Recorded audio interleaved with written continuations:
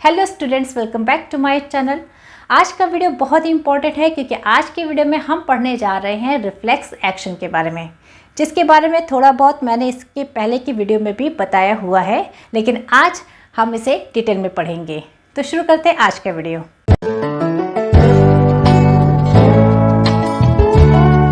Reflex actions क्या होते हैं? Involuntary reactions which occur in our daily life as a result of some stimuli are called reflex actions.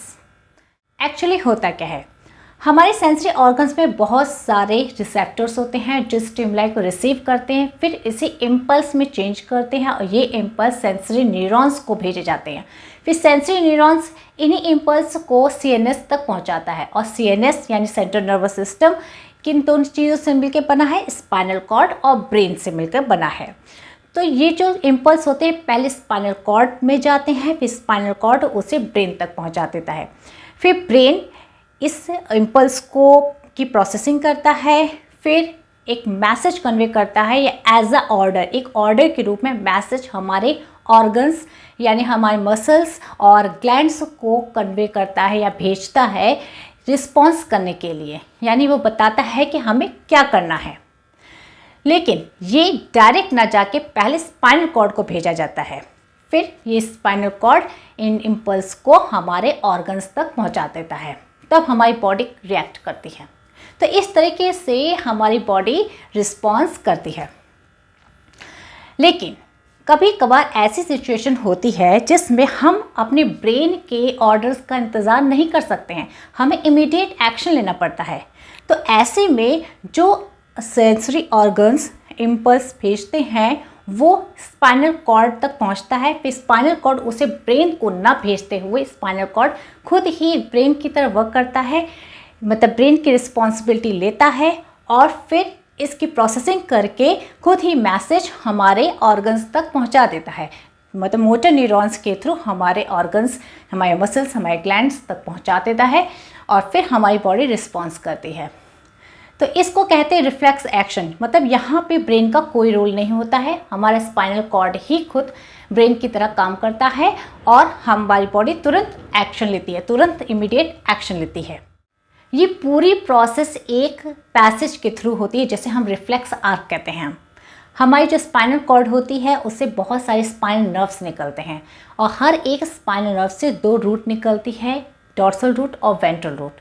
Dorsal root में हमारे sensory neurons आते हैं, वहीं वेंट्रल रूट्स में हमारे मोटर न्यूरॉन्स आते हैं। तो इस तरीके से एक डायग्राम बनता है। देखिए, ये है रिफ्लेक्स आर्क का डायग्राम, या आप कह सकते हैं रिफ्लेक्स एक्शन के फ्लो चार्ट है। इसकी शुरुआत होती है स्टिमुलाई से। स्टिमुलाई क्या होती है? स्टिमुलाई वो चेंजेस जो हमारे सेंसरी ऑर्गन्स को ट्रिगर करती हैं। तो यहाँ पे सेंसरी ऑर्गन स्किन दिया हुआ है, यानी इसने स्किन में पाए जाने वाले सेंसरी ऑर्गन्स को ट्रिगर किया। फिर जो इम्पल्स जनरेट हुआ उस इम्पल्स को सेंसरी न्यूरॉन्स को भेजा गया, सेंसरी न्यूरॉन ने स्पाइनल कॉर्ड को भेज दिया। अब यहाँ पे स्पाइनल कॉर्ड ने उस स्टिमुलाई की प्रोसेसिंग की, फिर एक मैसेज उसने दिया मोटर न्यूरॉन्स के थ्रू हमारे इफेक्टर ऑर्गन्स को। यहाँ पे मसल्स की बात हो रही है, तो इफेक्टर ऑर्गन्स यानी मसल्स को फिर मैसेज मिलता है कि उसे तुरंत एक्शन लेना है और फिर हमारी बॉडी तुरंत रिस्पॉन्स करती है, यानी हमारे मसल्स तुरंत सिकुड़ जाते हैं या कुछ ना कुछ जरूर रिएक्ट करते हैं, कुछ ना कुछ एक्शन जरूर लेते हैं। फिर इसे को ही हम रिफ्लेक्स एक्शन कहते हैं। तो ये होता है पैसेज जिसके थ्रू रिफ्लेक्स एक्शन कंप्लीट होती है। क्या आप बता सकते हैं कि रिफ्लेक्स एक्शन की क्या इंपॉर्टेंस होती है? देखिए, यहाँ पर ब्रेन का कोई रोल नहीं होता है, यानी ब्रेन यहाँ पे कोई भी इंटरफेरेंस नहीं करता है। तो इसका मतलब कि एक्शन तुरंत होता है, इमीडिएट एक्शन लेती है हमारी बॉडी स्पाइनल कॉर्ड की वजह से, क्योंकि यहाँ पे स्पाइनल कॉर्ड ही ब्रेन का काम कर देता है और इससे क्या होता है, ब्रेन का वर्कलोड भी कम हो जाता है। लेकिन रिफ्लेक्स एक्शन के कंप्लीट होने के बाद ब्रेन को मैसेज पहुंचता है। ह्यूमन बींग्स में 2 टाइप्स के रिफ्लेक्स एक्शंस पाए जाते हैं। पहला है कंडीशनल रिफ्लेक्स एक्शन।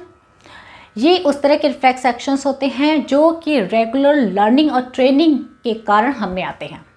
ठीक, पहले तो ब्रेन के कंट्रोल में होता है। जब हम कोई चीज़ सीखते हैं तो ब्रेन उसको कंट्रोल करती है। मैंने आपको पहले बताया था कि ब्रेन में सेरेब्रम जो उसका पार्ट होता है, ब्रेन का जो सेरेब्रम पार्ट होता है वो रिस्पॉन्सिबल होता है किसी भी लर्निंग और ट्रेनिंग के लिए।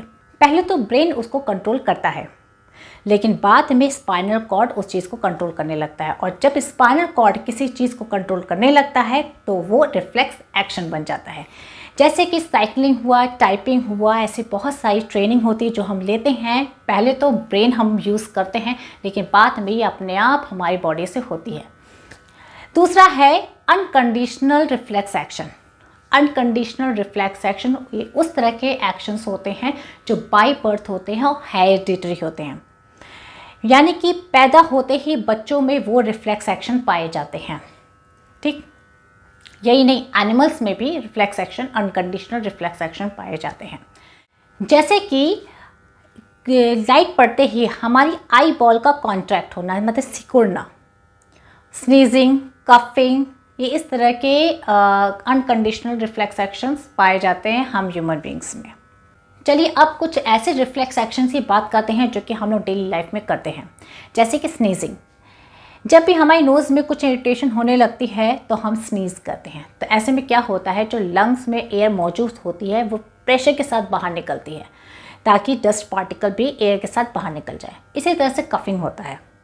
कफिंग में क्या होता है, जब भी फूड पार्टिकल हमारे रेस्पिरेटरी ट्रैक्ट में जाने लगता है तो ऐसे में क्या करते हैं, हम लोग खांसते हैं। तो वही होता है, एयर क्या होती है जो अगर हमारे लंग्स में मौजूद होती है वो प्रेशर के साथ बाहर निकलती है ताकि फूड पार्टिकल भी एयर के साथ बाहर निकल जाए। फिर है ब्लिंकिंग ऑफ आइज़। आंखों के सामने जब भी कुछ अचानक आ जाता है तो हमारी आंखें अपने आप बंद हो जाती हैं। यॉर्निंग। यॉर्निंग में क्या होता है, जब हम बहुत टायर्ड फील करते हैं तो अपने आप हमारा मुंह खुलने लगता है, हम लोग यॉर्न करने लगते हैं। इसमें होता क्या है कि ब्लड में कार्बन डाइऑक्साइड का लेवल बढ़ जाता है। जब कार्बन डाइऑक्साइड बढ़ जाता है तो उसको बॉडी से बाहर निकालने के लिए हम लोग यॉर्न करते हैं। और ऐसे ही एक और एग्जांपल है, जैसे जब भी गर्म ऑब्जेक्ट से हमारे हाथ या हमारे पैर छूलते हैं, टच होते हैं, तो हम लोग तुरंत अपने हाथ पैर को पीछे की तरफ खींच लेते हैं। तो ये सब एग्जांपल्स हैं रिफ्लेक्स एक्शंस के जो हम लोग करते हैं। तो आज के वीडियो में हम लोग ने जाना रिफ्लेक्स एक्शन के बारे में। आज का वीडियो आपको कैसा लगा, क्या आपको सब कुछ समझ में आया, कमेंट बॉक्स में लिख के ज़रूर बताइएगा। अगर वीडियो पसंद आया हो तो वीडियो को लाइक कीजिएगा और चैनल को सब्सक्राइब भी कीजिएगा, साथ में बेल बटन भी दबा दीजिएगा ताकि आगे की नोटिफिकेशन आपको मिलती रहे। तो आज की वीडियो में इतना ही था। Thank you for watching.